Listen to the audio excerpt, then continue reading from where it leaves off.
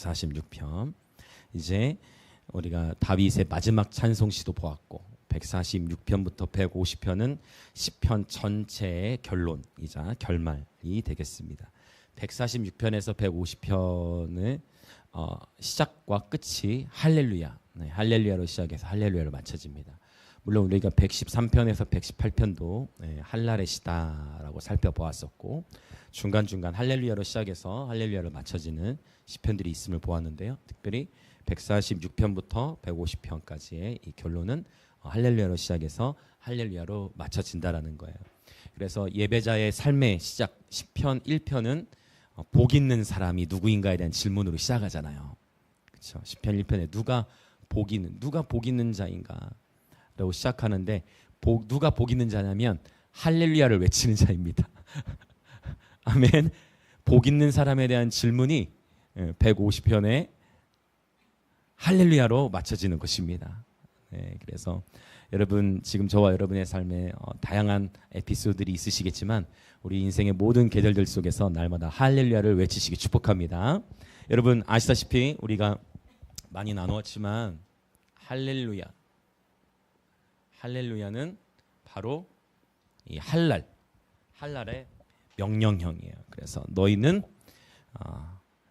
찬양하라인데 이 할랄은 어떻게 찬양하는 거예요? 춤을 추며 바보처럼 보일 정도 열광하다라는 그런 의미가 있어요. 오늘 이제 저희 목요 예배 또 처음 이렇게 오신 분이 계시는데 보니까 역시 또 경배자이신 것 같아요. 그래서 이곳에서는 마음껏 춤을 춰도 되고 이곳에서는 마음껏 울어도 되고 오직 성령의 인도하심을 따라서 우리는 주의 약속하신 말씀 주님 명령하신 대로 춤을 추며 주님을 찬양합니다. 아멘. 이렇게 주님을 예배했더니 저도 이런 걸 경험할 줄 몰랐지만 키도 한 3cm가 크더라. 그래서 검사를 하러 어쩔 수 없이 검진을 하러 갔는데 키가 제 나이는 원래 키가 클 수 있는 나이가 아닌데 3cm가 크더라. 춤을 추며 찬양했더니 그런 은총도 주시더라. 그래서 복 있는 사람, 누가 복 있는 자인가? 호흡 있는 모든 자들에게 콜링하죠. 바로 할렐루야에 찬양하는 자들, 할렐루야 외치는 자들이 복 있는 자들인 줄 믿습니다. 자, 이제 결론부의 시작이에요. 146편 우리 1절과 2절 같이 읽어보겠습니다. 시작. 할렐루야 내 영혼아 여호와를 찬양하라. 나의 생전에 여호와를 찬양하며 나의 평생에 내 하나님을 찬송하리로다. 아멘. 할렐루야의 선포 다음에 또 이 표현도 자주 나오죠. 내 영혼아 여호와를 송축하라 이런 표현이 많이 나오는데요. 내 영혼아 여호와를 찬양하라. 나의 생전에 여호와를 찬양하며 나의 평생에 내 하나님을 찬송하리로다. 그래서 1절에서는 계속 할랄이 쓰이는데 내 영혼아 하면서 자기 영혼을 향해서 선포하는데 우리가 영혼이라는 단어는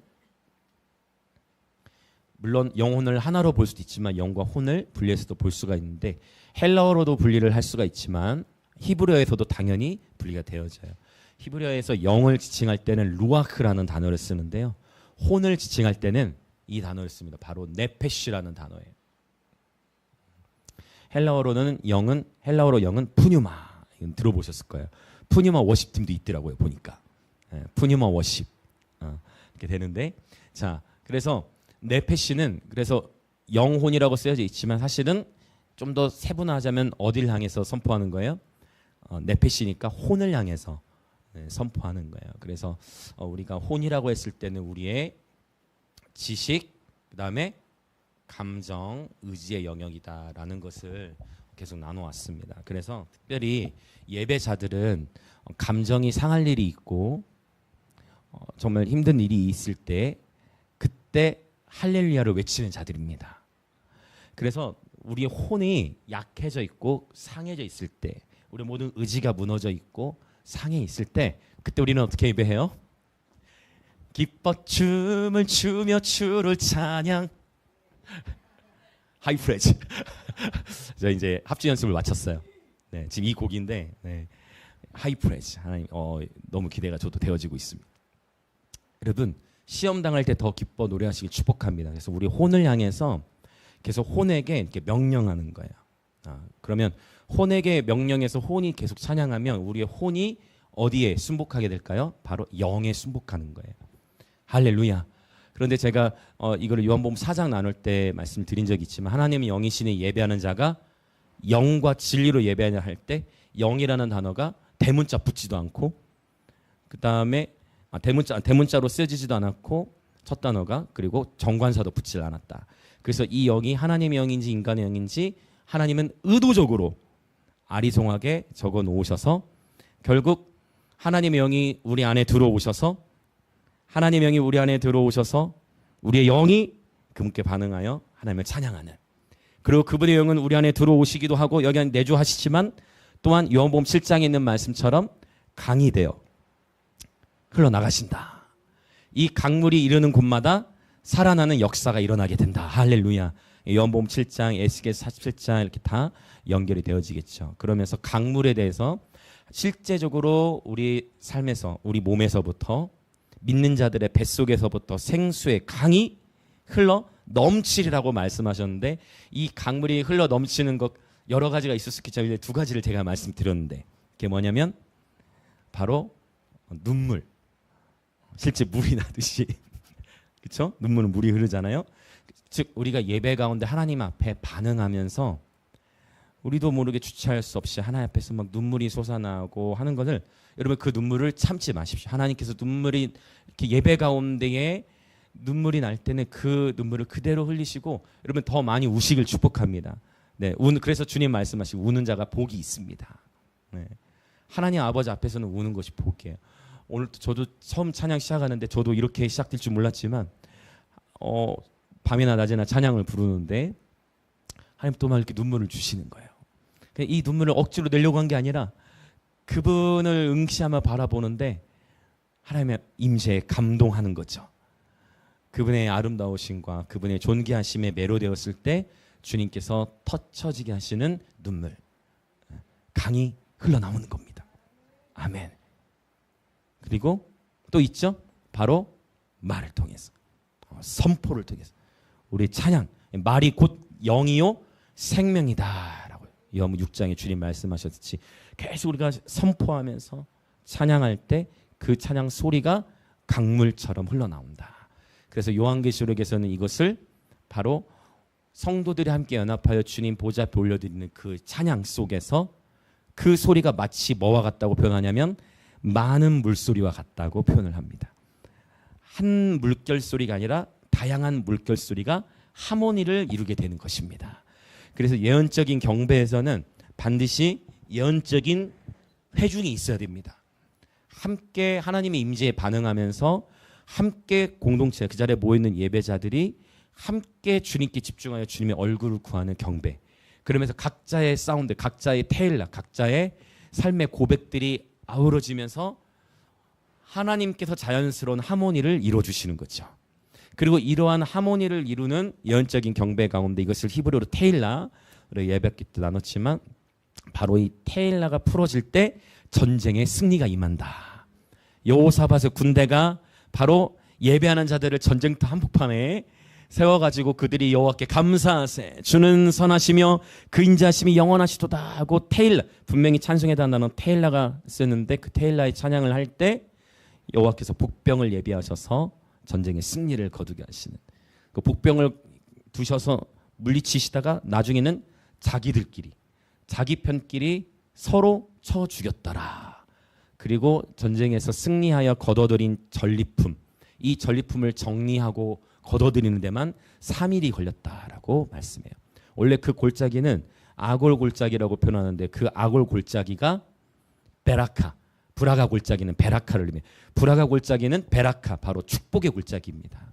그래서 저와 여러분의 삶에 있는 아골 골짜기처럼 상처와 아픔, 움푹 패여 있는 골짜기들이 할렐루야 찬양을 외치며 또 테일라의 예배로 나아갈 때에 그 움푹 패인 상처의 골짜기가 축복의 골짜기가 될 줄로 믿습니다. 그럼 이제 어떻게 되겠어요? 축복의 골짜기가 되면 간증하는 거예요. 축복의 골짜기가 되면 비로소 증언하는 거예요. 아멘. 그래서 모든 영광을 하나님께 올려드리는 삶이 되어지죠. 그래서 여러분 축복합니다. 네, 우리 더 많이 찬양하고 특별히 우리 혼을 향해서 그래서 사실은 이게 좀 연결되어 있는 것 같아요. 왜냐하면 사실 춤추는 게 처음에 되게 부끄러워요. 여러분 아무도 안 부끄러우셔서 그래요.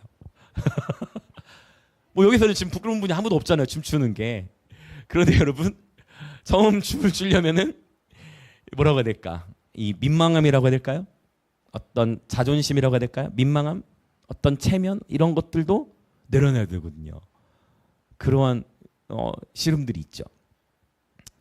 그래서 그런 자꾸만 자기 자신을 부인하고 물론 기쁨이 솟아나면 기쁨이 넘쳐나면 춤을 추지만 그게 자연스러운데 사실 한국의 정서 안에서는 기뻐도 예배 시간에 춤추면 안 될 것 같은 분위기 속에 있기 때문에 더 이제 말씀을 드리는 거예요.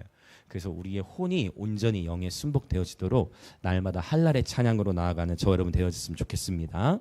그래서 혼 여러분 더 시험 당할 때 더욱 주님을 찬양합시다. 이게 시편 1편부터 150편 전체 흐르는 주제 같아요.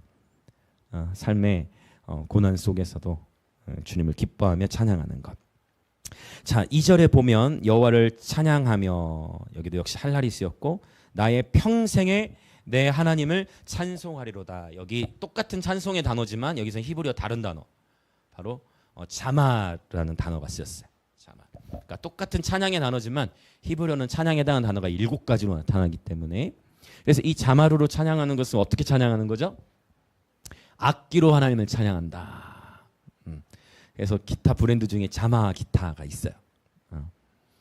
자마 기타 아주 그 좋은 메이크죠. 그다음에 로그 기타라고 립스 오브 갓이라는 기타도 있고 참 다양한 메이커들이 있는데 어쨌든 이 자마를 바로 악기로 하나님을 찬양하다. 특별히 가만히 보면 할랄과 자마르가 이렇게 연결돼요. 왜냐?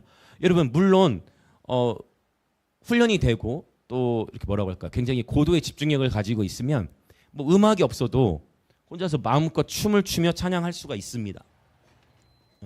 마음껏 음악이 없어도 춤을 추며 찬양할 수 있죠. 그러나 보통의 경우는 음악이 함께 흐르면 그 음악의 리듬에 맞춰서 더 신나고 그 비트에 맞춰서 같이 더 자유롭게 춤을 출 수가 있죠. 그래서 자마르는 할랄을 강화시켜주고 또 할랄도 자마르를 강화시켜주는 것 같아요. 네, 그래서 분명히 하나님은 말씀하시기를 악기 연주, 악기로도 하나님을 찬양하라고 명령하셨어요. 그래서 축복합니다. 네, 이렇게 저는 늘 기도하는 게 뭐냐면 이제 우리나라에도 음악 전공자들이 참 많잖아요. 그래서 그 모든 전공자들이 여호와의 집으로 들어올지어다. 그래서 맛봐야 돼요. 클럽에서 춤추는 것보다 예배, 하나님의 임재 안에서 춤추는 게 얼마나 더 신나고 더 깊고 기쁘며 온전한지를 이거는 맛봐야 되는 줄 믿습니다. 네, 그래서 우리가 계속 이 김해 지역에서 그래서 윌러브나 막 이런 집회들도 계속 열어 나가는 거예요. 네, 계속 이런 우리만이 아니라 이 도시가 함께 누리도록 도시적인 집회들을 계속 준비해 나가는 것입니다. 맛볼 수 있는 장을 열어주는 것이죠. 할랄과 자마르의 찬양이 지금 나왔어요. 그래서 꼭 기억하십시오. 우리의 혼을 길들일 수 있는 최고의 방법은 하나님을 찬양하는 것이다. 아멘. 자, 이제 우리 3절과 4절 한번 볼까요? 3절, 4절 같이 읽겠습니다. 시작. 귀인들을 의지하지 말며 도울 힘이 없는 인생도 의지하지 말지니 그의 호흡이 끊어지면 흙으로 돌아가서 그날에 그의 생각이 소멸하리로다. 여기서 말하는 귀인들은 세상의 강한 자들, 높은 자들, 어떤 권력이나 또는 탁월한 높은 위치에 명예를 지닌 자들, 그러한 자들을 의지하지 말라고 하나님은 말씀하십니다.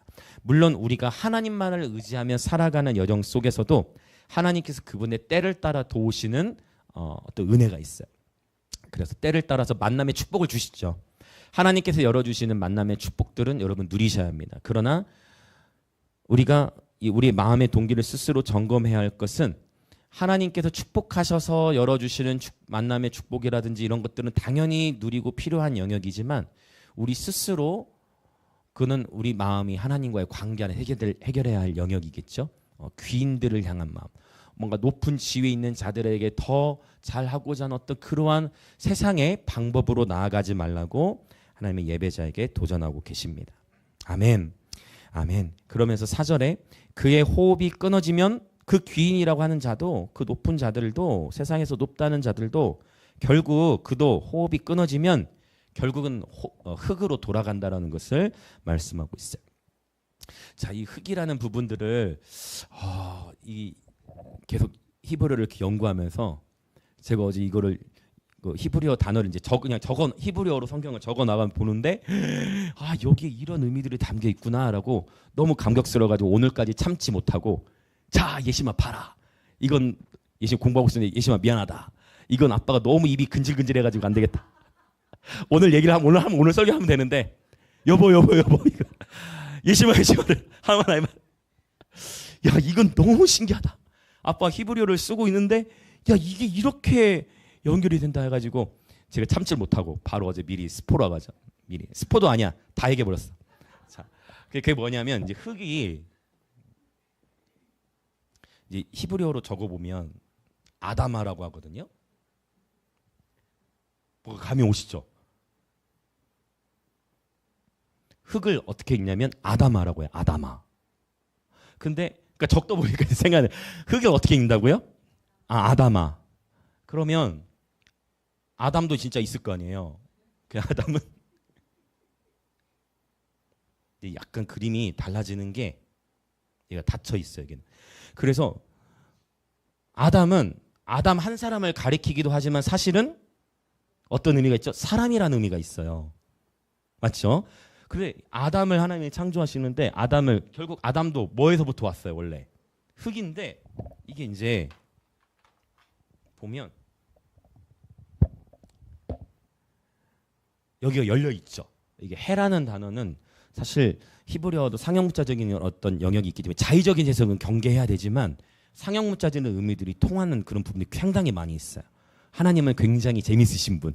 그래가지고 이 해는 고대로부터 이게 어떻게 사람들이 이해를 했냐면, 그러니까 이 문자 자체가 고대에는 오늘날처럼 뭐 문학이 이렇게 많이 발달하지 않았잖아요. 그러니까 그냥 문자가 숫자도 되고 그게 언어고 그 문자로 모든 걸 다 문자가 때로는 거래 뭐 화폐 단위가 되기도 하고 숫자이기도 하고 그래서 다양한 기능을 했는데 상형 문자적인 그런 의미. 그래서 이게 해는 여기가 열려 있어요. 그래서 이게 이 해의 어떤 뜻이냐면 숨, 호흡이라는. 그래서 루아흐 할 때도 이 해가 결국은 들어가요. 그러면 이게 뭐냐면은 호흡이 일로 들어가는 거예요. 그럼 여기서 말하는 이 호흡은 어떤 걸 말하겠습니까?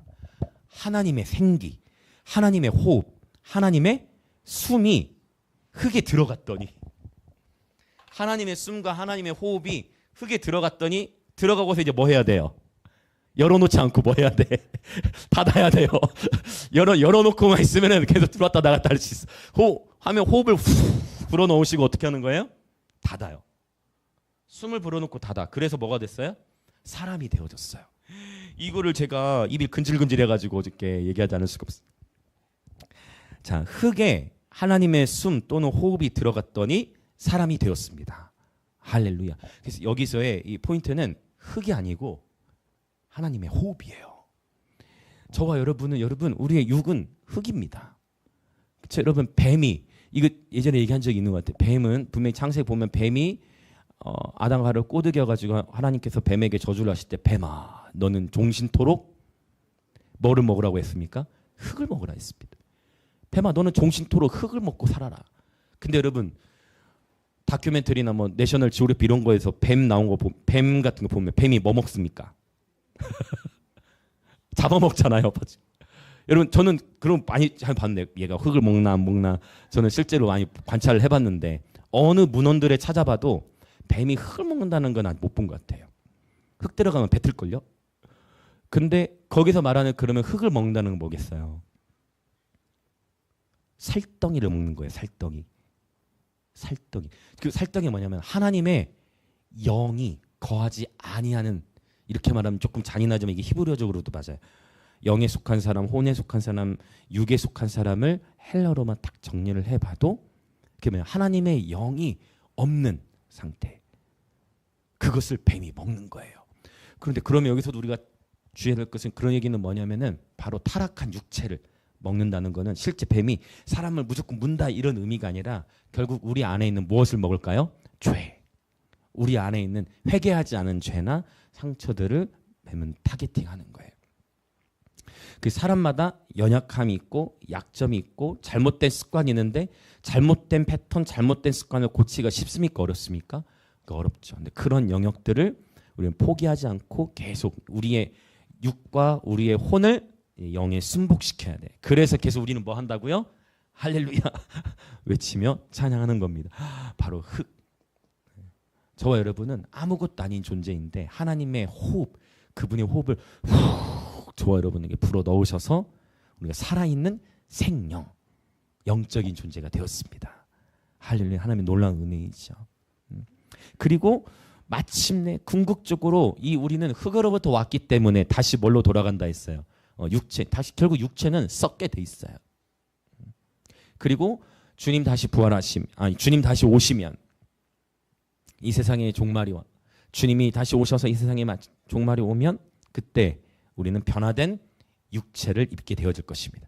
이 변화된 육체는 썩지 아니하는 육체, 온전한 하늘의 장막, 하늘의 육체를 입게 될 것이라고 바울은 명백하게 선언하고 있지요. 자, 그래서 죄송해요. 별로 여러분이 어떨지 모르겠어요. 저는 이게 너무 신기해가지고 아마 근데 분명히 누군가는 이미 다 정리를 하셨을 거예요. 해 아래 새 것이 없다고. 내가 처음 깨달은 것 같은데 그게 아니에요. 항상 그래. 교만하면 안 돼요. 항상 겸손해야 돼. 항상. 그래서 저도 이제 박사 공부를 하고 있잖아요. 교수님 앞에서는 항상 절대 아는 척을 하면 안 돼. 안 그러면 어떻게 되냐? 박살이 나요. 그래서 항상 겸손히. 해 아래 새 것이 없어요. 우리가 처음 깨닫는 게 아니라 이미 하나님은 이 히브리어 단어 안에 그분의 기름 부음이 있고 그분의 숨결이 있어서 잠언서에 그래서 그런 말씀이 있잖아. 이를 숨기는 것은 하나님의 영화요. 그 숨겨진 일을 살피는 것은 왕의 영화다. 보물찾기인 거야. 하나님은 그냥 누구든 알 수 있게 만물 가운데다가도 그분을 드러내시기도 하고 또 때로는 보물찾기처럼 약간 숨겨놔. 보물찾기도 이제 보물 숨겨놓을 때 약간만 숨겨놓는 것도 있지만 진짜 어렵게 숨겨놓은 것들이 있듯이 그러면서 그것들을 발견해 나가면서 하나님을 누리는 하나님 어떤 그 말씀의 세계를 누리는 기쁨을 우리에게 주시는 것 같아요. 여러분 하나님은 이 글자 속에도 그분의 마음을 담아 놓으셨을 줄 믿습니다. 그래서 아담아 이건 안 잊어버릴 것 같아요. 그렇죠? 아담. 자 바로 하나님의 호흡입니다. 여러분 축복합니다. 날마다 하나님의 영에 감동된 채로 살아가시기 축복합니다. 그 성령님이 이 세상 끝날까지 저와 여러분과 함께 거하시고 떠나지 아니하신다고 말씀하셨어요. 그 내주하시는 성령님과 함께 영원토록 늘 동행하는 저처럼 되길 원합니다. 조금 여러분 힘든 일이 있을 때마다 그리고 이런 것도 있어요. 여러분 우리가 그 예배를 드릴 때 사실은 노래를 배울 때에도 저도 뭐 보컬 전공자는 아니지만 노래를 배울 때에도 노래 가르치는 분들이 중요하게 여기는 게 뭐냐면 보통 세 가지를 항상 얘기해요. 발성 그리고 호흡 그리고 발음 세 가지를 얘기하는데 호흡이라는 것은 참 중요한 것 같아요. 그래서 우리가 실제 여러분 삶을 살아가시면서도 호흡을 건강하게 하시길 축복합니다. 그러니까 이 얘기는 뭐냐면 여러분 하나님의 숨을 넣으셔야 되는데 수시로 하나님의 숨이 들어오도록 해야 되는데 저는 여러분 축복하는 것 여러분 한숨을 쉬지 마시고 심호흡을 하세요. 이건 지금 제가 세속적인 얘기를 하는 게 아니고 아주 자연적인 거를 영적인 것과 연결시켜서 말씀드리고 영적인 거를 자연적인 것과 연결시켜서 말씀드리는 거예요. 호흡을 여러분 습관적으로 한숨을 쉬게 되면 여러분 보통 한숨은 언제 쉽니까? 한숨이 언제 나와요? 여러분은 한숨을 안 쉬셔서 언제 나온지도 기억이 안 나시는 거죠 지금. 한숨이 언제 나옵니까? 여러분이 안 쉬시더라도 괜찮아요. 한숨이 언제 나와요 보통? 막 너무 피곤하고 너무 힘들고 또는 너무 짜증나고 너무 힘들고 막 괴로운 일 이걸 어떻게 해결하나 할 때 나도 모르게 한숨이 나오는데 근데 보통은 이 한숨이 어떤 식으로 나오냐 습관을 따라 나와요. 네, 그러면 이 한숨은 복식 호흡이 아니고 한숨 쉬는 거는 대부분 스트레스로 기인한 그런 숨이에요. 그래서 한숨을 쉬게 되면 이것은 그냥 흉식 호흡에만 멈춰지고 영적으로도 좋지 않습니다. 더 힘들어져요. 그러면 한숨을 쉬지 말고 어떻게 하자고요? 쉼호흡, 복식호흡이라는 걸 말하는데 여러분 사실 아기가 태어나면 아기가 태어나서 흉식호흡을 할까요? 복식호흡을 할까요? 아기 태어났을 때. 아기 태어나면요. 아기는 가르쳐 주지도 않았는데 진짜 여러분 아기가 태어나서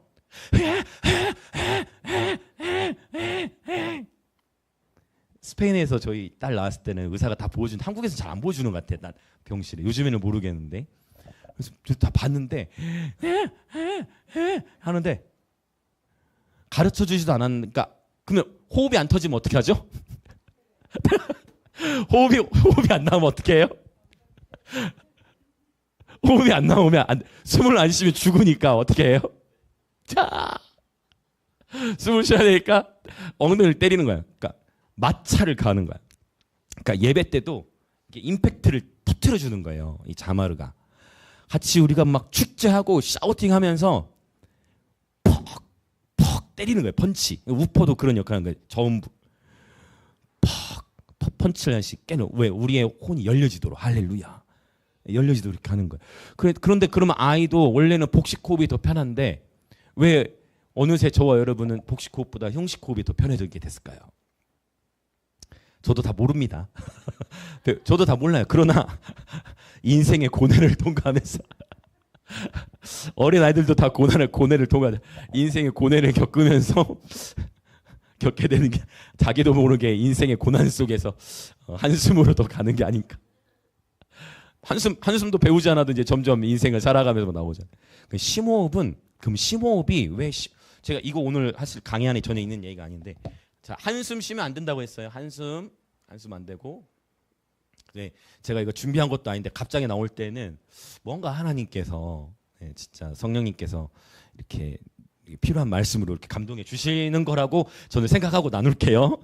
네, 그렇게 인도하고 계신 적이 있습니다. 한숨을 쉬지 말고 심호흡을 해야 된다고 말씀을 드렸는데 이 심호흡은 사실 뭐와 연결이 되냐면 히브리어로 셀라예요. 그래서 셀라란 하나님의 임재 안에서 쉬는 건데요. 음악 용어로는 쉼표를 가리켜요. 히브리어 음악 안에서 쉼표. 쉬는 거예요. 음표가 아니라 쉬는 거예요. 여러분 노래도 호흡이 없이 계속 하면은 못 해요. 그렇죠? 뭐 하냐면 심호흡. 근데 성경에서 이 특별히 시편에 셀라가 많이 나오잖아요. 이 셀라가 나오고 나서 항상 말씀의 스토리에 반전이 일어난다. 그래서 이제부터 저와 여러분은 심호흡을 하는 거예요. 이걸 처음에 하루아침에 안 돼. 그럼 옆에서 여기 이제 한숨 쉬는 사람 보이시면은 바로 얘기하면 조금 이제 마음이 어려울 수 있으니까 잘 서로 격려해 주시면서 제가 뭘 봐서 지금 얘기하는 게 아니에요. 그냥 감동 안에서 호흡 지금 루아흐 호흡 얘기하다가 지금 나누는 건데요. 여러분 그래서 한숨이 아니라 심호흡을 하십시오. 그래서 심호흡 어떻게 해요? 뭐 어렵지 않아요. 누구나 다 할 수 있잖아요. 네, 가장 편한 자세로 있으면서 다 눈을 감으면 저는 좋은 것 같아. 그럼 누굴 생각하면 좋겠어요?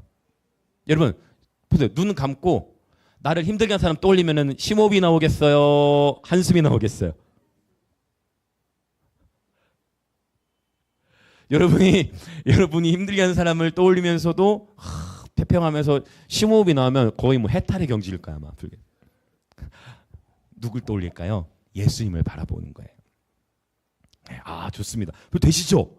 좋지 않습니까? 심호흡을 하는 예수님을 네 좋습니다. 네 지금 하셔도 돼요. 네 해보세요. 네 누굴 바라보는 거예요?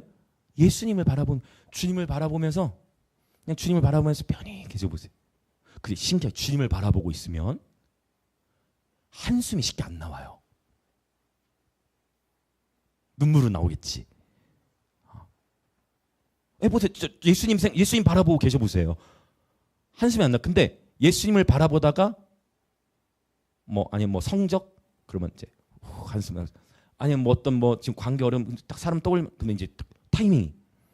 여러분 예수님을 날마다 바라보시기 축복합니다. 그래서 수시로 심호흡의 패턴을 익히시길 축복합니다. 네, 그래서 하나님의 호흡을 영적으로도 이해할 수 있지만 자연적으로 여러분 축복합니다. 이제 저 여러분의 삶에서 한숨은 끝. 이제 심호흡의 시대가 열렸음을 선포합니다. 자, 우리 주변에 계신 분을 축복합시다. 한숨을 쉬지 말고 심호흡을 합시다. 한숨을 쉬면서 우리 안에 건강한 숨, 좋은 숨이 빠져나가요. 에너지가 빠져나가요. 그러나 심호흡을 하면 이산화탄소 같은 안 좋은 공기도 빠져나가고 건강한 공기가 돼요. 그래서 제가 깨달았어요. 나중에 깨달은 거 이거는 한 5년 정도 전쯤에 깨달은 것 같아요. 왜 기도원의 그 원장님들이 가끔 이렇게 하시는 분들 본 적 있으실 거야. 아마 경험해 보신 적 있으실 거야. 자, 들이마시고 내쉬고 이런 거. 여러분 경험, 하람이 웃는 거 보니까 하람이 경험이 있는 것 같긴 한데 여러분 어떠세요? 그런 것 그걸 이제 호흡 기도라고도 하고 하는데 그러니까 이 원리가 저는 연결되는 것 같아요. 그러니까 이제 그렇게 기도원에 사역하시는 분들은 그냥 경험적으로 이제 호흡을 통해서 하는 거를 뭐 이렇게 깨달으신 거겠죠. 근데 가만히 생각하면 야 그렇다. 호흡이 이제 중요한 거예요. 자, 우리 다시 한번 합시다. 한숨 쉬지 말고 심호흡을 합시다. 아멘. 그래서 심호흡을 하면서 그 코로 하나님이 생기를 어디에 넣으셨어요?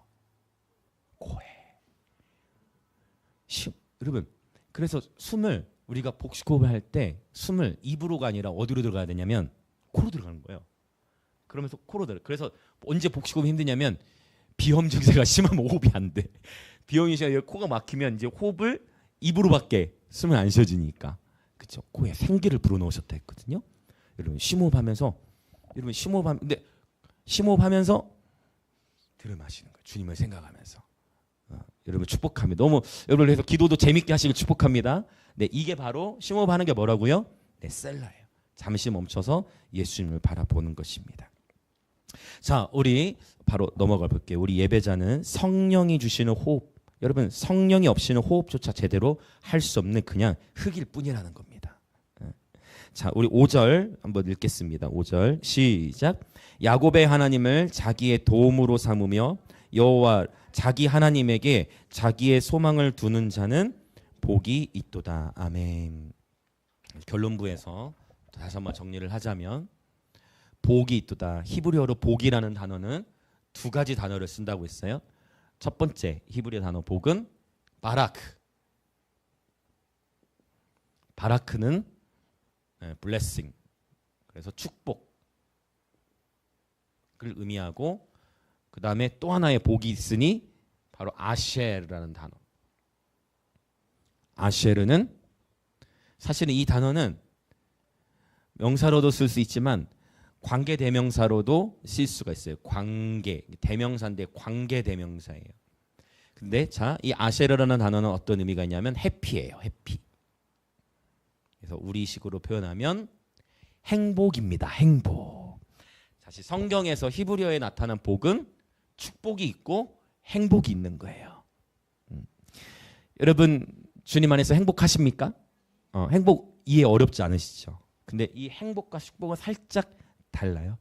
그래서 하나님은 저와 여러분이 축복받기를 원하시고 그리고 행복하기를 원하십니다. 아멘. 그분이 주시는 복을 넘치도록 받으시길 축복해요, 여러분. 네. 여러분 이 축복과 행복이 다 의미가 있는데 행복은 확실히 관계적으로 더 누리게 되어지는 것 같아요. 자, 오늘 본문에서는 바로 소망을 두는 자가 복이 있도다 할 때 여기 복이 있다라는 것은 아쉐르가 쓰였어요. 즉 하나님께 소망을 두는 자는 어떠하다? 행복하다. 아멘. 저와 여러분의 모든 소망이 하나님께 있는 줄 믿습니다. 하나님께 소망을 두는 자는 행복하다. 그리고 제가 계속 시편가 이제 시편이 이제 얼마 안 남았어.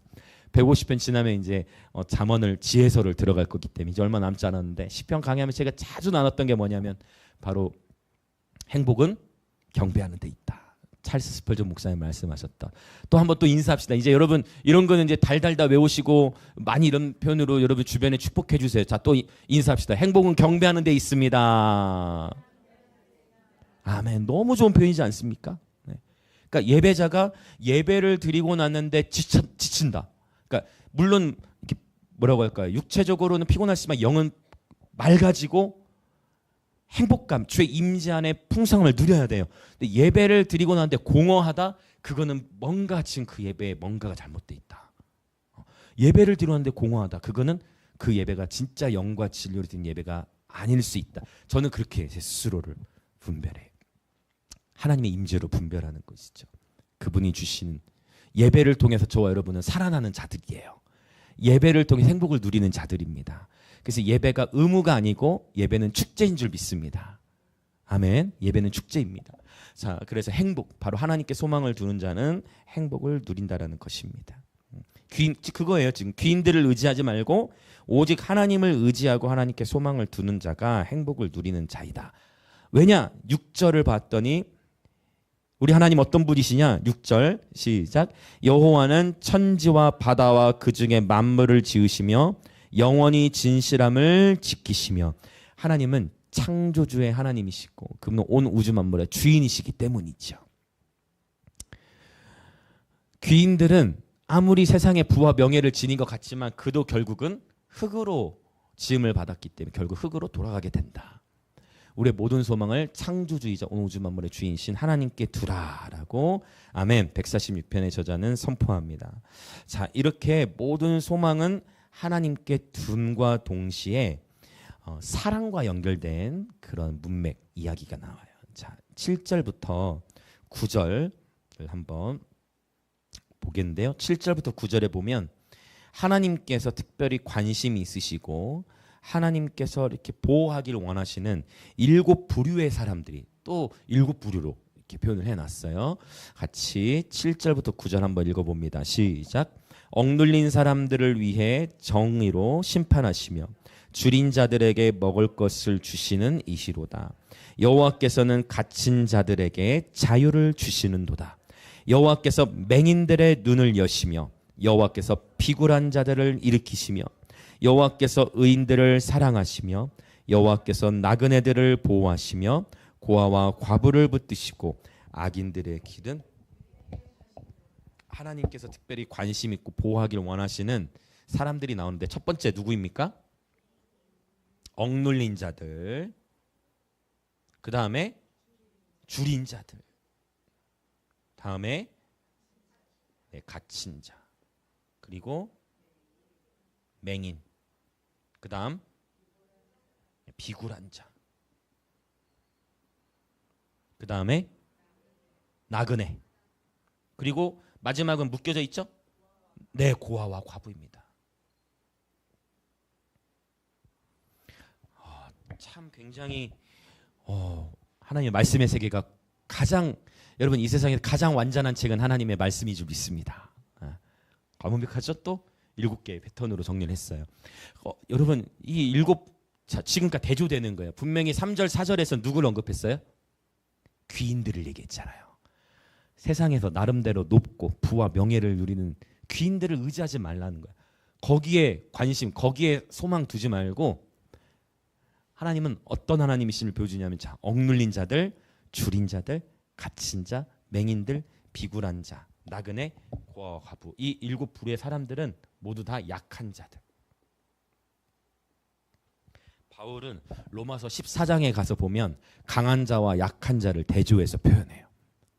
믿음이 강한 자는 약한 자를 절대 비판하지 말라. 물론 또 거기서 강한 자, 약한 자는 약간 또 문맥적으로 또 충분히 살펴봐야 될 그런 필요가 있는 본문이지만 바로 약한, 사회적으로 약한 자들을 표현해주고 있습니다. 그러면 이 7부류의 사람들에게 하나님은 어떻게 갚아주시느냐? 억눌린 사람들을 위해서는 하나님 어떻게 하신대요? 정의로. 억눌린 자들에게는 하나님께서 정의로 심판하시는 거예요. 하나님의 정의로, 즉 이런 표현을 쓸 수 있을 것 같아요. 신원하다. 요한계시록에도 보면은 예수의 이름으로 말미암아 순교를 당한 자들, 영혼이 제단 아래에 있어서 주여 어느 때까지니까 라고 하나님 앞에서 본인들이 순교당한 그 억울함을 호소하고 있죠. 하나님께서 응답해 주시고 조금만 기다려라, 순교자들의 피가 더 차야 한다, 이러한 표현들을 주님이 하시죠. 하나님은 마침내 억울한 자들을 신원하시는 하나님, 정의의 하나님이신 줄 믿습니다.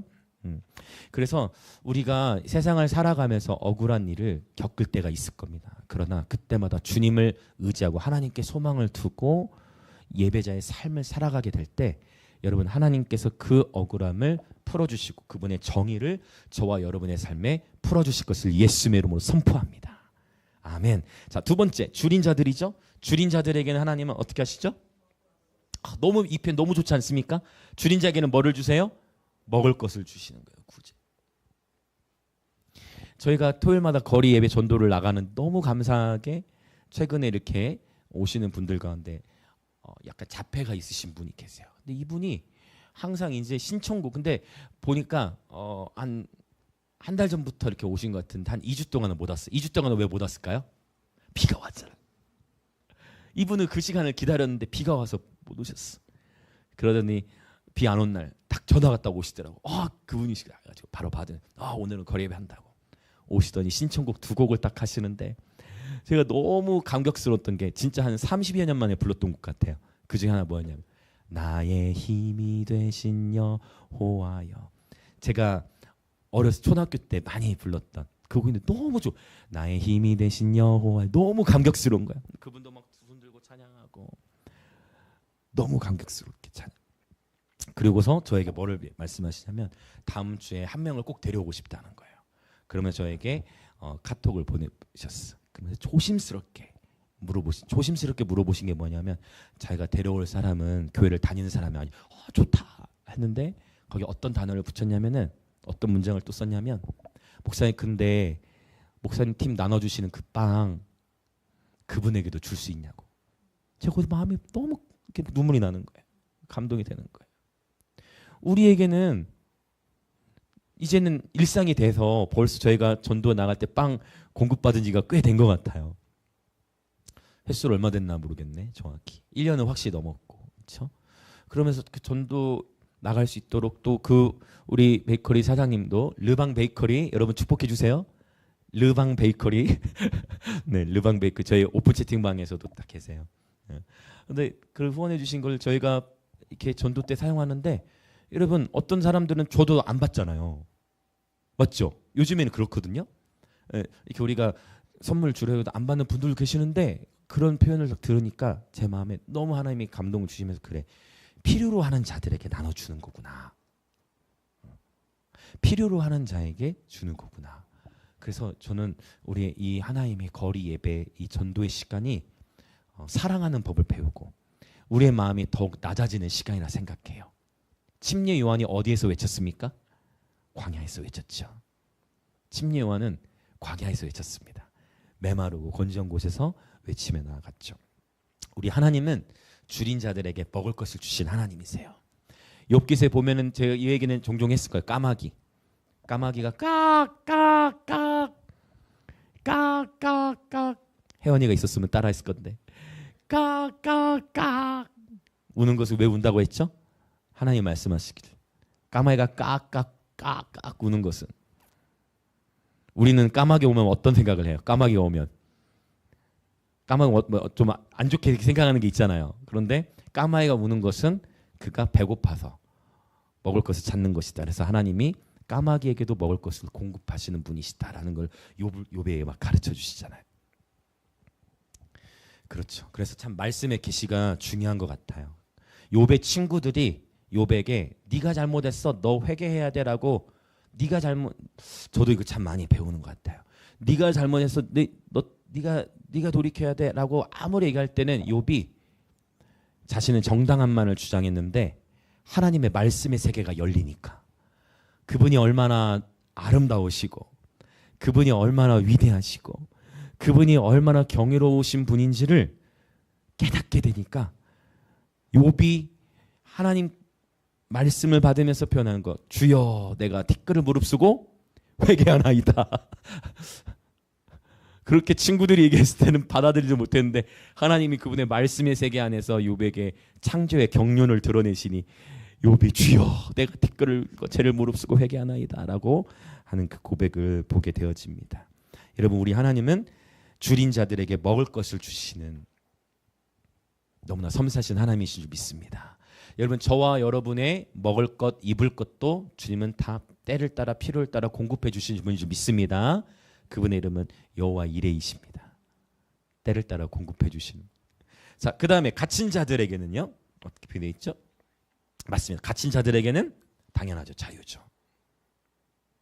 여러분 예배 때 반응하고 점핑하고 춤을 추다 보면 묶여있던 것들이 풀어지기 시작해요. 여러분 우리 그래서 그냥 분위기 때문에 뛰는 게 아니라 했어요. 평강의 하나님이 속히 사탄을 너의 발 아래 상하게 하시리라. 우리는 뛰면서 우리를 괴롭히는 근심, 걱정, 염려들을 밟는 것입니다. 할렐루야. 가시밭대를 밟아버리는 것입니다. 그 마음밭에 기경이 일어나. 그래서 우리는 뛰는 거예요. 그래서 춤을 추는 거예요.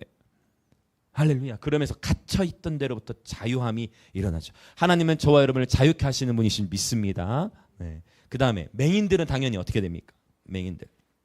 맹인들의 눈을 여시며 드디어 뭐게 되면 보는 거예요. 비전. 눈이 열리는 거예요. 이 맹인이라는 단어가 여러분 구약 성경에 보면 하나님의 말씀, 하나님이 계속 사인을 주셔도 순종하지 못하고 믿음으로 반응하지 못했던, 항상 그러니까 하나님께 많이 받은 자에게는 많은 걸 하나님이 요구하신 것 같아요. 성경에서 눈이 뽑혔던 몇몇 인물들이 있어요. 특별히 대표적으로 기름 부음을 받았던 삼손. 계속 하나님이 사인을 주시죠. 계속 사인을 주세요. 들릴라 한 명만이 아니었어요. 물론 결정적인 건 들릴라를 되게 넘어졌지만 계속 음란의 영역에 삶이 무너지는데도 삼손이 쉽게 그걸 못 버렸던 이유는 내 삶에 지금 음란의 문제가 심각한데도 불구하고 문제는 뭐냐? 기름 부음이 나타나. 이것이 문제죠. 내 삶에, 더 쉽게 얘기하면 내 삶에 지금 그 음란한 문제가 해결이 안 됐는데도 막 밧줄 끊어버려. 하나님께서 주신 힘이 사라지지가 않아. 그 기름, 하나님이 주신 그 기름이 사라지질 않으니까 삼손이 돌이키질 못하다. 결국 어떻게 됐어요? 삼손이 좀 잔인하죠. 삼손은 어떻게 됩니까? 두 눈이 다 뽑혀요. 근데 그럼에도 불구하고 우리 하나님은 은혜와 자비가 풍성하시다. 삼손이 비로소 두 눈이 다 뽑히고 나서야 그때 깨닫습니다. 뭐 하면서요? 맷돌 갈면서. 저도 농사지으면서 애초기 하면서 많이 경험했습니다. 처음에는 내가 여기서 애초기를, 내가 지금 여기서 뭐 하고 있나? 예전에 벌써 한 10년 좀 더 된 이야기는 그 시간들 속에 내가 지금 여기서 뭐 하고 있나 생각하면서 애초기지 하면서 땀법 벌려면 여기서 뭐 하고 있나, 보수 없이 했던 그 일들을 가운데 그러면서 하나님의 마음을 붙잡았대. 삼손이 맷돌 갈면서 보이는 것도 없고 맷돌 계속 갈면서 하나님께 기도하죠. 하나님, 나에게 딱 한 번만 기회를 주십시오 라고 기도하면서 진짜 하나님이 그 힘을 주시고 마침내 삼손이 살아있을 때 죽인 자보다 그때 죽인 자가 더 많았다라는 것을 참 그 한 줄의 기사가 굉장히 의미 있는 것 같아요. 자, 우리 한번 선포합시다. 끝날 때까지 끝난 것이 아니다. 하나님은 기회를 주고 기회를 또 주시고 또 주시고 또 주십니다. 할렐루야. 근데 기왕이면, 그러니까 하나님의 모든 말씀은 우리에게 거울과 같은 거예요. 기왕이면, 조금 잔인하지만 여러분, 눈 뽑히고 순종하는 게 낫겠어요? 뽑히기 전에 하나님이 계속 사인을 주실 때 뽑히기 전에 순종하는 게 낫겠어요? 좀 잔인하지만 좀 우리는 좀 이렇게 잔인함이 필요한 것 같아요. 자극적으로. 맞잖아요. 눈 뽑히고 나서 후회하고 아이고 내가 진작에 순종할 거리 아니라, 그럼에도 하나님은 긍휼히 여기세요. 그분은 우리 인간의 차원의 긍휼이 아니세요. 그분은 끝까지 긍휼히 여기세요. 할렐루야. 네. 근데 또 뽑힌 사람 또 있죠? 시드기야 왕도 뽑혔어. 자꾸 예레미야 선지서에서 선지자 계속 얘기했어. 제발 자존심 버리고 순종해라. 근데 시드기야가 순종해요 안 해요? 그때 순종 안 해. 자꾸 뭘 굴린다고 해요? 자기 꾀, 잔머리를 굴려. 자기 방식으로 자꾸 순종할 생각 안 하고, 그건 아닌 것 같아. 선지자 말이 길게 보다 그건 아닌 것 같아. 하나님 말씀하셔도 그건 아닌 것 같아. 자기 꾀를 굴리다가 자기가 상상하지도 못했던 방법으로 몰락할 경우 눈이 다 뽑혀져 버리는 것들을 경험하게 됩니다. 여러분 축복합니다. 너무 무서운 얘기를 좀 했지만 여러분 결국 하나님은 사인을 주세요. 왜? 그 죄를 해결하지 않아도 기름 부음이 바로 사그라지지 않기 때문에. 그러나 마침내 끝까지 하나님께 순종으로 나아가지 못할 때는 결국은, 그러니까 부름받은 영역이 그러니까 그래서 목회자들이 더 조심해야 되는 것 같아요. 도덕적으로도 더 그러니까 도덕과 윤리도 무시할 수가 없죠. 즉 많이 받은 자 또는 더 권위 있는 자일수록 더 많은 책임이 따르는 거예요. 이거 앨범 작업도 저도 하면서 이게 보통 일이 아니에요. 그냥 노래 하나 쓰거나 이렇게 얘기하면 좀 죄송해요. 조금 근데 그냥 어느 한 파트 연주만 하는 거면은 내가 그 파트만 하면 되는데, 그것이 아니라 이제 각 한 명의 연주와 모든 싱어팀과 그다음에 음향만 아니라 그 또 영상 일정 이런 거 잡는 게 이게 프로듀서를 아무나 하는 게 아니구나. 저는 제가 프로듀서를 원해서 하는 게 아니고 어떻게 하다 보니 프로듀서가 되어졌는데 이제 우리 20대 예배자들이 이제 있으니까 앞으로 더 하나님 이렇게 보내고 계시니까 이제 오늘 또 회의를 할 건데 이게 보통 그 일이 아니더라고요. 하면서 이제 저도 배우는데 신경 쓸 것들이 많고 한데 그러면서 여러분 깨닫는 것은 여러분 하나님은 여러분 권위라는 것은 그 권위가 무조건 좋은 게 아니라 권위라는 데는 책임이 따라요. 그 권위라는 맡은 자리에서 감당해야 할 몫이라는 게 항상 있는 것 같아요. 그래서 저를 위해서도 기도해요. 제가 요새 자꾸 깜빡깜빡해요. 놓치는 게 많아. 그래서 저를 위해서 기도해 주시고 저는 비전공자인데 저는 못해요. 저는 전공자도 아니잖아요. 그렇죠? 하나님의 은총으로 하나님의 은혜로 해나가는데 진짜 기도해 주세요. 제가 빈말로 하는 게 아니고 요새 깜빡깜빡해. 그래서 저를 위해서도 기도해 주시고 이제 우리 하나님의 예배자들이 너무 좋은 곡들을 쓰고 있어서 앞으로도 너무 기대가 되고 또 하나님의 때가 되면 이 프로듀서와 디렉팅 영역도 저는 이미 하나님께 기도하면서 하나님이 주시는 그 마음들대로 다 순종할 거예요. 네. 그래서 하나님께서 그렇게 우리 하나님의 예배자들 예배팀도 세워가게 하실 겁니다. 지금 왜 갑자기 이 얘기가 나왔죠? 그 권위 얘기. 권위는 단순히 많은 것을 누리는 자리가 아니고 여러분 그 자리에는 대가 지불이 따르고 책임이 있고 많이 받은 자에겐 많은 걸 요구하세요. 근데 여러분 기대하십시오. 하나님은 여러분에게도 많은 것을 맡기기 원하십니다. 이미 여러분 우리는 예수 안에서 하나이고요. 모두가 함께 할 때만 하나님의 나라가 그분의 차원으로 풀어질 수가 있어요. 각자 여러분이 0.1터에서 또 높은 지위에 계신 분들도 있을 거고 다 아실 거예요. 권위는 그 자리를 감당해 또 책임이 따르는 거죠. 그러나 저와 여기서 한 걸음 더 나아가서 저와 여러분이 그리스도인이라면 여러분 세상 사람 여러분 그렇지 않습니까? 여러분 주변에 친구들이나 사람들 보면 너는 교회 다니는데 왜 그래 이런 표현 들어본 적 있어요? 자기들은 뭐 하지도 않으면서 그런 표현 들은 적 있지 않으세요? 너는 교회 다니는데 왜 그래 이런 표현. 그러니까 세상 사람들이 자기는 교회 다니지도 않으면서 근데 종교인들에게 대한 어떤 뭐가 있는 거예요? 윤리적인 어떤 자기의 도덕적 종교인이라면 이래야 되는 거 아니야라는 어떤 종교적 신념이라는 게 있는 거예요. 하나님은 저와 여러분을 여러분 그리스도의 대사로 부르셨습니다. 저와 여러분의 삶의 자리에서 그 자리가 곧 전도의 자리잖아요. 그렇죠? 어쩔 수 없어요. 이거 억울할 수 있지. 지는 뭐 아무것도 안 하면서 맨날 나한테만 하는 것 같아라고 생각할 수도 있지만 세상의 사람들이 그렇게 우리를 눈여겨보고 있다는 얘기예요. 그렇다면 반대로 생각하면 우리의 삶의 자리가 곧 전도의 자리이고 우리가 그분을 즐거워하고 윤리와 도덕 차원에서도 하나님이 기뻐하시고 사회적 가치 안에서도 충분히 합당하게 선을 행하며 살아간다면 할렐루야. 바로 복음이 전달될 수 있는 놀라운 축복의 통로가 될 줄 믿습니다. 아멘. 자, 또 계속 더 나가 봅시다. 자, 비굴한 자도 있죠. 비굴한 자에게는 어떻게 되죠? 비굴한 자들은 비굴한 자를 일으키시. 비굴한 자들은 하나님께서 일으키시는 거예요. 하나님은 저와 여러분을 일으키시는 분이십니다. 갇힌 데로부터 삶의 무너진 자리에서부터 아주 그 유명한 찬양 있죠? You raise me up. 그 다음 모르겠네. You raise me up. 하나님 일으키신 거. 할렐루야. 자, 그 다음 또 뭐가 있죠? 네, 나그네들은 보호하세요.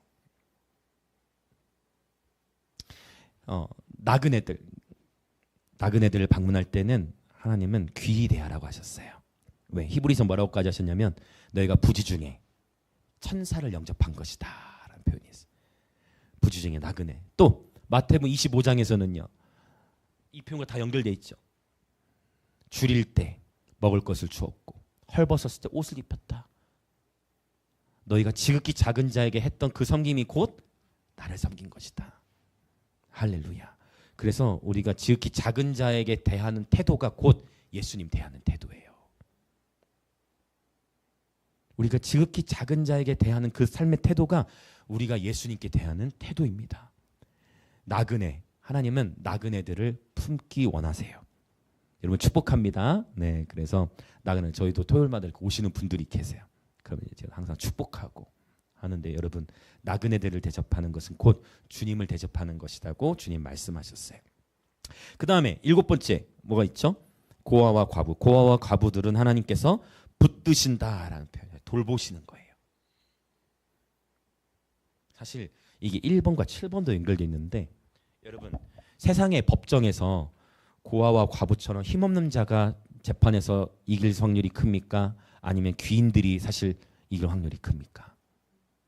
그렇죠. 근데 하나님은 여러분 정말 고아와 과부를 돌보기 원하시고요. 법적으로 사실 검사나 판사나 변호사 이 법에서 일하시는 분들의 삶의 자리에서는 이 자리에서는 뭐 지금 계신지 모르겠지만 특히 법과 연결된 삶의 자리에서는 반드시 정의의 길을 따라가셔야 합니다.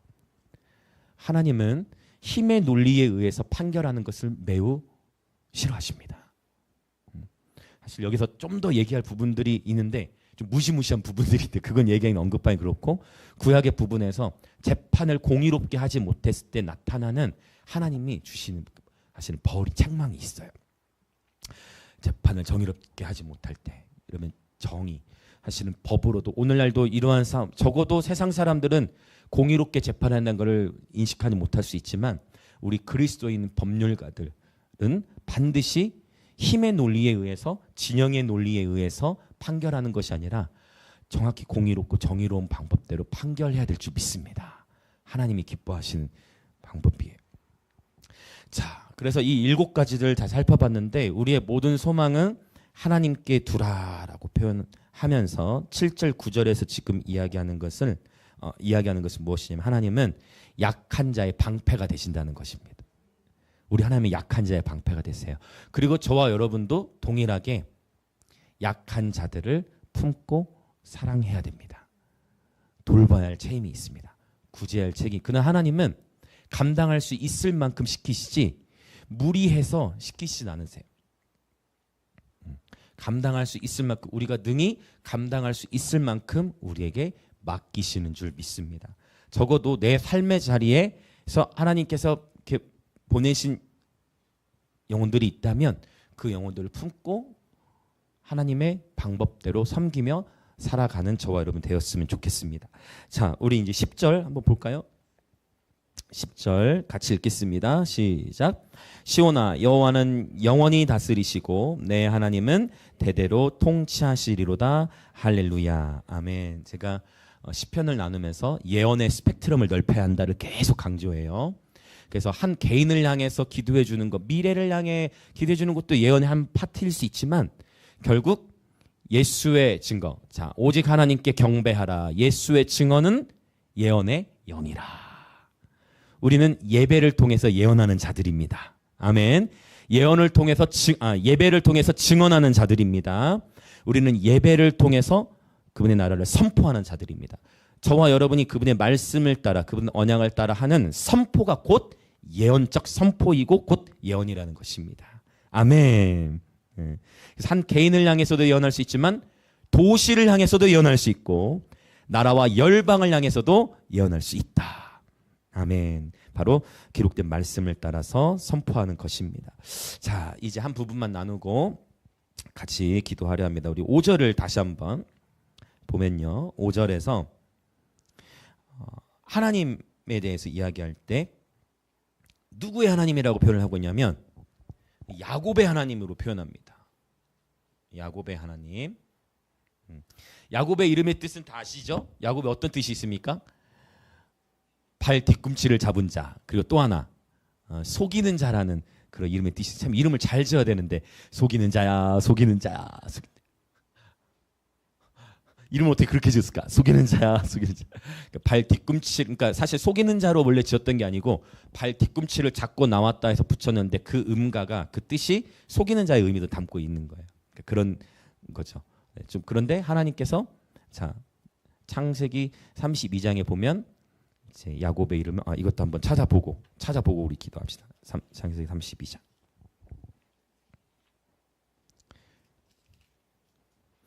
저는 이 야곱의 하나님 표현이 참 좋아요. 왜냐하면 약간 아브라함은 약간 좀 아브라함 이삭 하면 이삭은 사실 성품이 거의 완벽했고, 그러니까 뭐 블레셋 이삭이 열심히 우물 팠는데 블레셋한테 와서 빼앗아가면 이삭은 그래요, 당신들 드세요 하고. 물론 여러분 이삭의 군대로 우리 일어납시다. 할렐루야. 이삭의 군대로 일어납시다. 우물 싸움 하지 맙시다. 제가 이거 연합하면서 늘 강조하는 게 이건데, 우물 싸움. 네 교회 내 교회 그거는 사실 하나님 앞에서는 아무것도 아닌데, 우물 싸움 하지 않고 이삭은 어떻게 했어요? 사람들이 원하면 그래 알겠다 하고 또 우물 파는데 또 우물이 솟아나. 이삭은 놀라운 성품의 소유자. 이삭은 그러니까 자기는 원래 목축어 받은 자인데 농사를 지었는데 첫해 100배를 거둬요. 그러니까 하나님은 저와 여러분에게 언제나 100배를 주기 원하세요. 정확해요. 하나님은 저와 여러분에게 100배를 주기 원하십니다. 마태복음 13장에 명백해요. 왜냐하면 좋은 땅에 씨가 뿌려지면, 우리는 노래할 때 어떻게 배웠어요? 노래 어떻게 배웠어요? 주일학교 때 30배, 60배, 100배로 배웠죠. 근데 마태복음 13장은 어떻게 돼 있을까요? 100배가 먼저 나와요. 하나님이 원하시는 건 원래 100이에요. 그래서 하나님의 씨앗은 문제가 없고 우리의 마음밭이 기경돼야 될 줄 믿습니다. 그래서 여러분 정말 우리 마음밭이 하나님 기뻐하시는 옥토밭 되어져서 100배 열매 거두시는 축복이 있으시길 여러분 정말 축복합니다. 아멘. 아멘. 이삭이 100배를 거둔 거예요. 그러니까 이삭의 마음밭이 보이시죠? 블레셋 사람들이 오는데 시기와 질투를 해야 되잖아요. 아니면 억울해야 될 거 아니에요. 내가 이거 얼마나 힘들게 팠는데 우물을 또 빼앗아. 근데 그러지 않고 그래 알겠다 그렇게 해라. 자기는 또 파요. 근데 또 기가 막혀. 우물이 터쳐나기 전에는 안 와. 블레셋 사람들이 같이 파지도 않아. 우물 터친 거 보면 와서 빼앗아. 이삭은 또 양보. 억울했을 건데 양보. 근데 이삭이 가는 곳마다 하면 축복을 받습니다. 그러니까 아브라함하고, 물론 아브라함도 좀 연약함이 있었어. 아브라함이 그 누이라 속인 그걸 또 누가 해요? 이게 좀 가정 안에서 똑같이 그런 패턴이, 아브라함의 잘못이 또 이상하게, 그런 거는 모델링하면 안 되는데 꼭 우리가 좋은 것만 모델링을 해야 되는데 이상하게 또 안 좋은 것도 모델링을 하더라. 그래가지고 이삭이 그것도 모델링을 했지만, 그러나 기본적으로 이삭은 성품이 달랐어요. 여러분 성품의 군대로 일어날지어다. 그래서 우물 싸움을 하지 않고, 그러니까 블레셋이 다시는 이삭에게 찾아오지 않을 정도로 이미 그 지역 안에 우물이 다 터쳐져 있는 거야. 그러면 싸울 필요가 없는 거야. 저는 여러분 이러한 차원 높은 차원의 여러분 돌파를 일궈내는 사람들 되시길 축복합니다. 할렐루야. 좋지 않습니까 여러분? 시기하고 질투하고 또는 억울해할 것이 아니라 하나님은 다 아십니다. 여러분 하나님은 다 아세요. 하나님은 다 아십니다. 신기술이 있을 뿐이래요. 하나님은 다 아세요 여러분. 억울할 수 있고 시기와 질투만 들 수 있지만 하나님은 다 아십니다. 여러분 하나님은 돌파의 하나님이, 마치 오늘 돌파를 주시네. 하나님은 돌파를 주시는 분이세요. 차원 높은 수준에서 영적 전쟁을 치릅시다. 다시는 내가 파는 데서 누가 원하면 주는 거죠. 달라 하면 거저 주는 거죠. 하나님의 1집 앨범도 우리는 하나님의 감동하심을 따라 선물로 다 나눠요. 하나님의 감동을 주셨으니까. 저의 삶에 12, 13년 전에 하나님이 주셨던 그 아프리카의 한 흑인 목사님이 주셨던 그 기도대로 당신은 앞으로 앨범을 만들게 될 것이다. 저는 동의하지 않아. 아멘은 했어요. 근데 나는 내가 무슨 앨범을 낼까? 한마디 더 하시더라고요. 근데 당신이 이걸 거리에서 무료로 나눠주게 될 거다. 저는 생각했습니다. 겉으로는 아멘 했지만 이걸 팔아야지 왜 무료로 나눠주나 했는데, 정말 12, 13년이 지난 이후에 어느새 그렇게 하나님이 1집 앨범을 선물로 나눠주고 있어요. 거저받은 거 거둬주면서. 물론 2집부터는 또 하나님의 인도하심을 따라 또 흘러가야 되겠지만, 여러분 축복합니다. 여러분 차원 높은 수준 영적 전쟁을 치릅시다. 이제 팽팽한 시기하고 질투를 이제 내려놓으시길 축복합니다. 미움, 다툼, 시기, 질투를 버리고 우리 서로 사랑합시다. 미움, 다툼, 시기, 질투 다 벗어버리고, 욕심도 다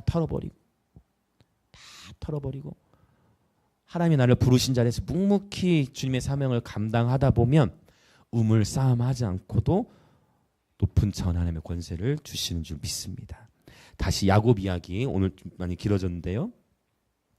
야곱은 그래서 아브람과 이삭에 비해 야곱은 약간 더 조금 성품적으로도 약간 기질적으로도 소심하면서도 또 거짓말도 되게 좀 하고 좀 그런 어떤 연약함이 야곱은 좀 더 많이 나타났던 것 같아요.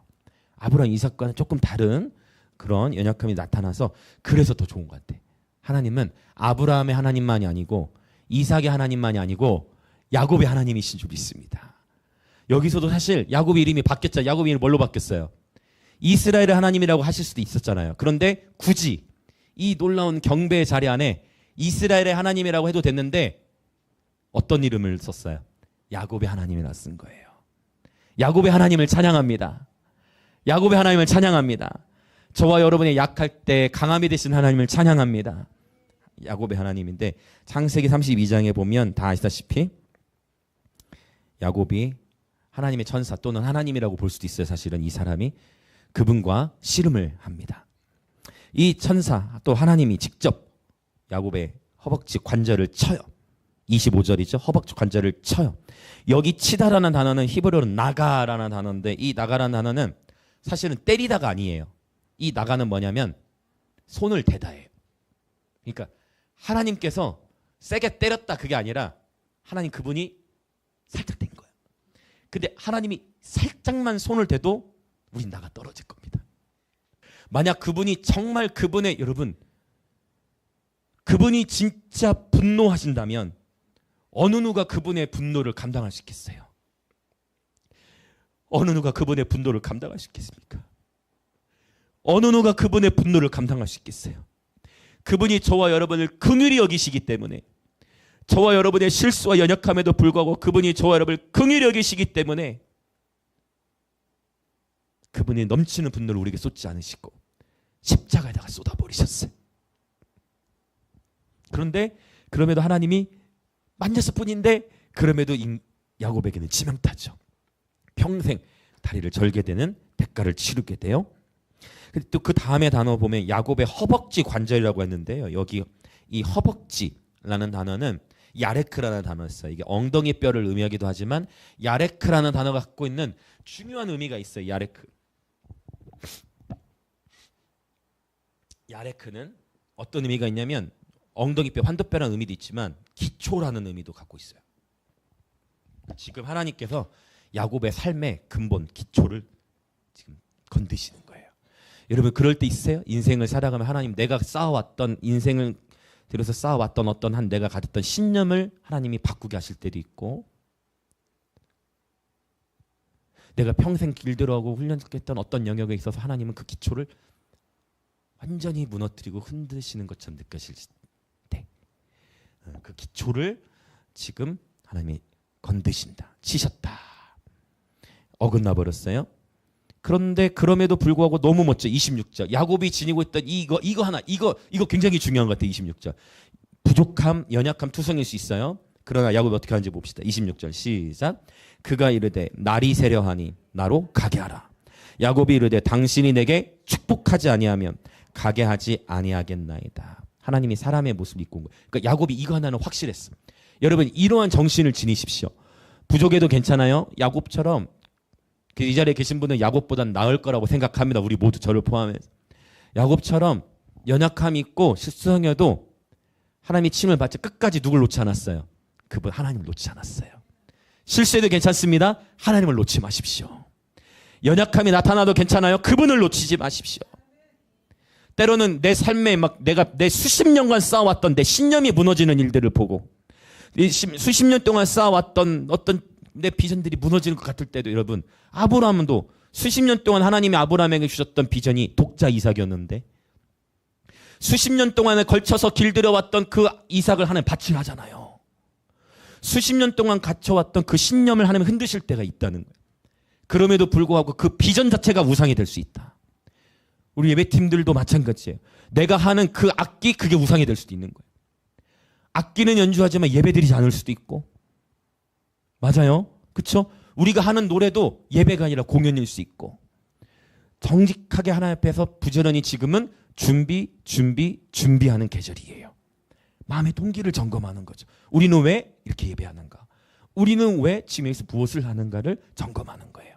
그냥 다른 팀들이 하기 때문에, 그냥 많은 예배팀이 있기 때문이 아니라, 그런 가치가 아니라 왜 하나님의 목요 예배는 있어야 하는가? 왜 우리는 지금 이 시간 이 자리에서 예배를 드리는가? 하나님은 왜 앨범의 작업들을 하는가? 그렇죠? 분명 하나님 우리 주신 비전이 있는데 그 비전조차도 하나님은 테스트하시는 계절들을 허락하셨고, 아브라함이 주신 그 비전인 이삭마저도 테스트를 통과하는 시간이 있었죠. 야곱이 이제 완전히 자기 몸까지 침을 받는 상황 속에서, 그러나 야곱은 하나님을 붙듭니다. 안 됩니다. 당신 이대로 가시면 안 됩니다. 어쩌면 무서웠을 수도 있잖아요. 에이 치사다. 무슨 내 나를 속된 말로 나를 병신 만들어 놓고 지금 뭐 하는 거라고 생각할 수도 있는데, 야곱이 그렇게 하냐 끝까지 어떻게 해요? 자기는 지금 이제 완전히 환득도가 어그러졌는데 끝까지 붙들잖아요. 자, 그때 27절 읽습니다. 그 사람이 그에게 이르되 내 이름이 무엇이냐? 그가 이르되 야곱이니이다. 28절 그가 이르되 내 이름을 다시는 야곱이라 부를 것이 아니요 이스라엘이라 부를 것이니 이는 내가 하나님과 및 사람들과 겨루어 이겼음이니라. 할렐루야. 이거는 신학을 흔드는 표현이에요. 감히 어느 누가 하나님을 이겨요? 감히 어느 누가 하나님을 이길 수 있단 말입니까? 져주시는 거죠. 때로는 우리가 하나님 앞에 고집 부려요. 하나님 왜 어떻게 된 거야 하나님. 하나님은 때로는 져주세요. 근데 성숙해 갈수록 잘 안 져주세요. 어린아이일 때는 말 안 들어도 하나님 막 선물도 막 주시는데, 성숙해 갈수록 이제는 내가 원하는 게 있으면 그게 십자가인지 아닌지를 하나님 보게 하시고, 그러니까 많이 받은 자에게 많은 걸 요구하시는, 하나님과 깊어질수록 내가 어린아이일 때는 큰 죄도 큰 것처럼 안 느껴졌는데, 하나님을 알아가고 그분과 동행하는 삶을 살수록 조그만 죄와 조그만 양심에, 왜 영의 사람은 양심이 껴 있으니까, 조그만 양심에 어떠한 이슈가 일어나면 그 죄, 아무도 모르는 건데, 아무도 모를 수 있지만 내 마음 안에 걸리는 그 죄 문제와 양심 문제로 인해 괴로워하고, 그게 하나님의 사람이에요. 여러분, 그래서 하나님의 사람 여러분 축복합니다. 죄와 싸우되 피 흘리기까지 대항하시기 축복합니다. 죄에 있어서는 타협을 하면 안 되는 것이죠. 자, 하나님 및 사람들과 겨루어 이겼다고 하면서 야곱의 이름을 이스라엘로 바꿔주십니다. 새로운 정체성을 주세요. 자, 여러분 한번 따라 봅시다. 올바른 정체성이 세워지기까지 씨름이 있다. 한 번 더. 올바른 정체성이 세워지기까지 씨름이 있다. 아멘. 그래서 여러분 축복해요. 문제와 씨름하기보다 하나님과 씨름하시길 축복합니다. 문제와 씨름하기보다 하나님과 씨름하시길 축복합니다. 때로는 아파요. 아픕니다. 괴로울 수 있어요. 그러나 하나님을 붙드시길 축복합니다. 야곱이 받았던 놀라운 축복은 그의 이름이 이스라엘로 바뀌어진, 이거 하나만으로도 어마어마하거든요. 왜냐하면 하나님 반전을 일으키신 거예요. 왜냐하면 국가의 이름이 이스라엘이 돼버렸잖아요. 국가의 이름이 이스라엘이 돼버린 거예요. 우리가 이스라엘을 이스라엘이라고 부르지 아브라함이라고 부르지 않지 않습니까? 우리가 이스라엘 땅을 이삭이라고 부르지 않잖아요. 이스라엘을 우리는 이스라엘로 부릅니다. 야곱이에요. 야곱의 이름을 이스라엘로 바꾸셨는데 그 이스라엘을 국가의 이름으로 세우신 거예요. 너무 놀라운 것 같아요. 지금 제가 막 울음도 나오면서 웃음도 나오고 지금 저도 막 그런 것 같은데, 성령 안에 있습니다 지금. 할렐루야. 여러분, 야곱을 하나님이 이스라엘로 바꾸, 이것도 어마어마한 축복인데, 이 놀라운 축복인데, 여러분 하나님은 저와 여러분을 축복하기 원하십니다. 하나님은 저와 여러분을 축복하기를 원하세요. 하나님을 붙드십시오. 하나님을 붙드십시오. 그런데 이 놀라운 이름의 변화, 정체성의 변화도 놀라운 축복이지만, 제가 보기엔 이것보다 더 놀라운 축복이 있어요. 우리 이거 같이 읽고 우리 기도합시다. 좀 반주 같이 준비해 주세요. 30절 30절 같이 읽겠습니다. 시작. 그러므로 야곱이 그곳 이름을 브니엘이라 하였으니 그가 이르기를 내가 하나님과 대면하여 보았으니 내 생명이 보전되었다 함이더라. 아멘. 브니엘은 원래 푸니엘인데, 이 푸누엘은 파님에서 왔어요. 그건 뭐냐면, 파님은 뭐죠? 임재 또는 얼굴이에요. 여기서 말하는, 그래서 브니엘은 어떤 의미냐면, 성경이 풀어져 있죠. 하나님과 대면하여 보았다. 즉 브니엘은 푸니엘, 하나님의 얼굴이에요. 야곱이 하나님 얼굴을 본 거예요.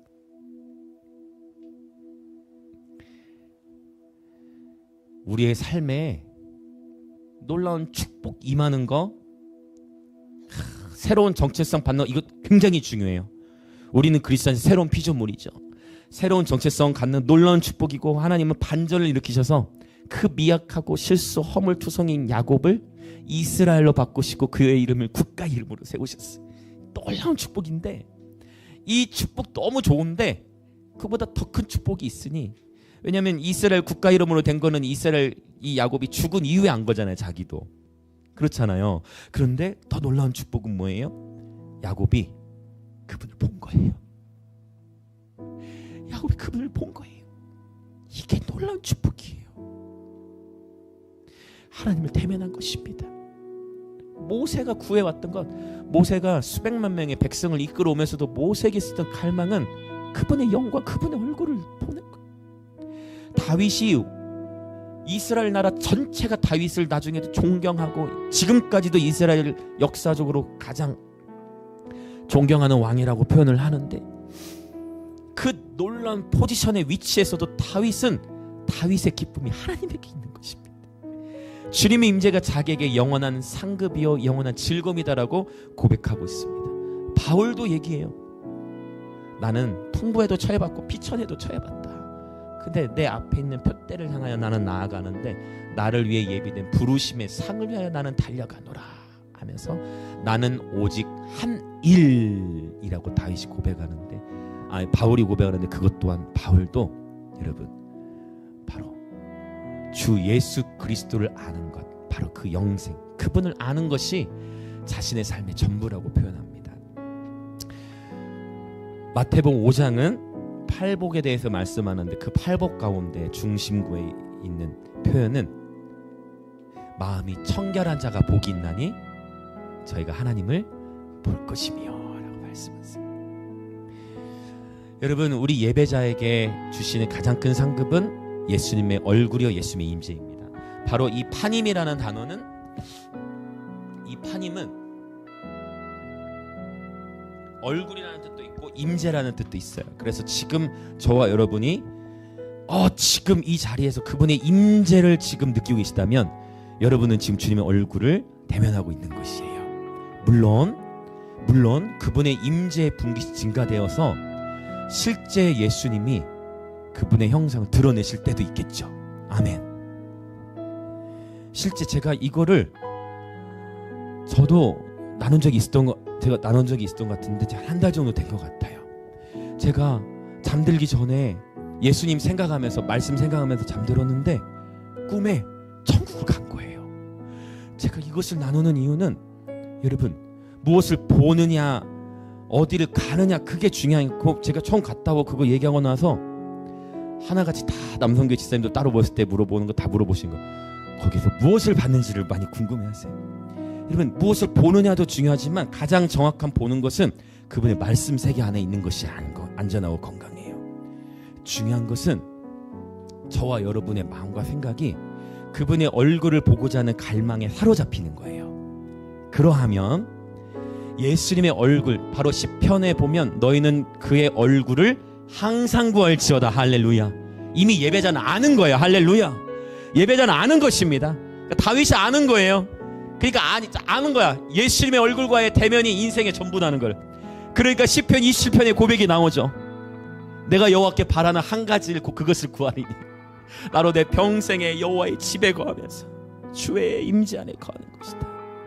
내 평생에 여호와의 집에 거한다. 이 집을 in the presence of the Lord예요. 바로 파님, 그분의 임재 안에 거하는 것이 다윗의 평생의 소원인데, 고라 자손들도 그걸 경험했기 때문에 그렇게 고백하는 거예요. 아기의 장막의 첫날보다 주의 얼굴, 주의 임재 안에서의 하루가 내게 더 의미 있다 고백하는 것입니다. 야곱이 받은 가장 큰 축복은 분이엘, 주님과의 대면이었어요. 자, 이 시간 우리 이제 기도합시다. 하나님, 오늘 이제 시편을 146편, 어느새 시편의 결론부에 다다르고 있는데, 하나님, 누가 복 있는 사람인가는 시편을 시작합니다. 복 있는 사람은으로 시편을 시작해서 할렐루야로 시편이 맞춰지듯, 진짜 행복한 사람은 바로 주님의 얼굴을 본 자요, 주님의 임재 안에 거하는 자이니 오늘 또 우리가 이곳에서 예배를 드리는 가운데 자원함으로 난 모든 예배자들의 심령 가운데에 주님 당신의 넘치는 임재로 채워주시고 주님의 얼굴, 주님의 임재가 우리의 상급임을 깨달아 날마다 주의 얼굴을 구하며 살아가고 날마다 주의 임재를 구하며 살아가 단 하루도 주님의 임재가 없는 하루를 상상할 수 없는, 그렇게 주님의 얼굴을 구하며 주의 임재를 구하며 살아가는 예배자들 가운데에 주님 놀라운 주님과의 대면을 통한, 그것이 내 물리적으로 내 육신의 눈으로 보느냐 아니냐 이것이 중요한 것이 아니라 이미 말씀으로 우리를 만나주고 계시고, 할렐루야, 이미 우리 가운데 임재로 당신을 계시하시고 이미 당신의 이름 속에 당신의 성품이 나타나 우리를 만나주고 계신 것처럼 주님, 우리 모두 이 시간 우리를 사로잡으시고 주의 얼굴을 구할 때마다 언제나 당신의 얼굴빛을 비추어 주시옵소서. 그리하여 차원 높은 영적 전쟁의 용사들로 일어날지어다. 세계와 질투와 미움과 다툼을 벗어버리고 자기 부인과 날마다 자기 십자가를 기쁨으로 따르는 예배자들 되어질지어다. 그렇게 되실 수 있도록 성령님 기름 부어 주옵소서. 우리 주여 외치며 같이 동성으로 기도합니다. 주여,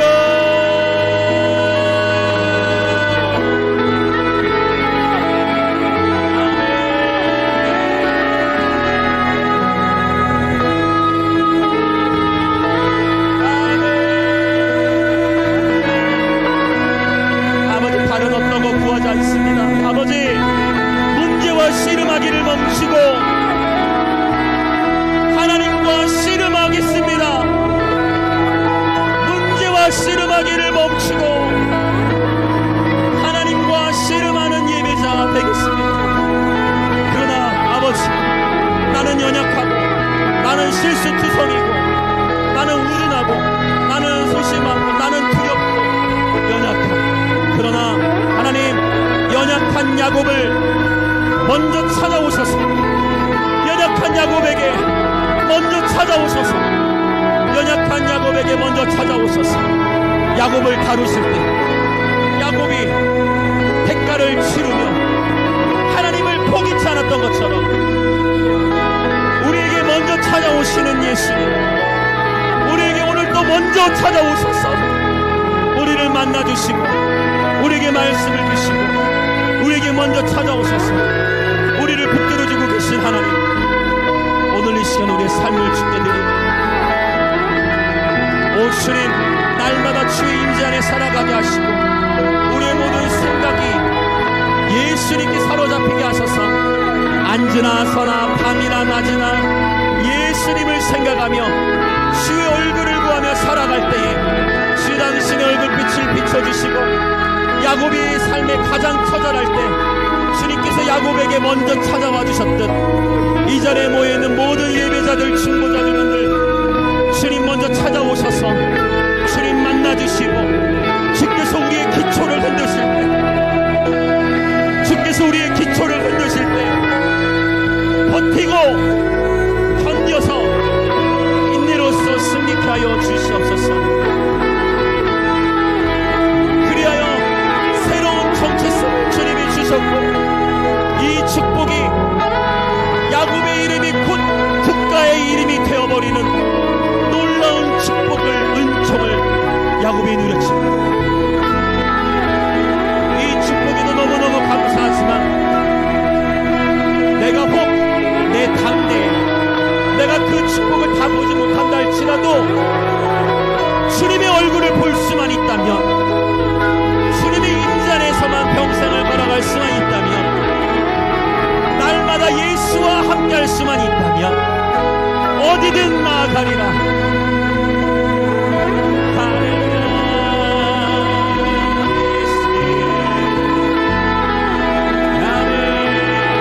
계속해서 우리 성령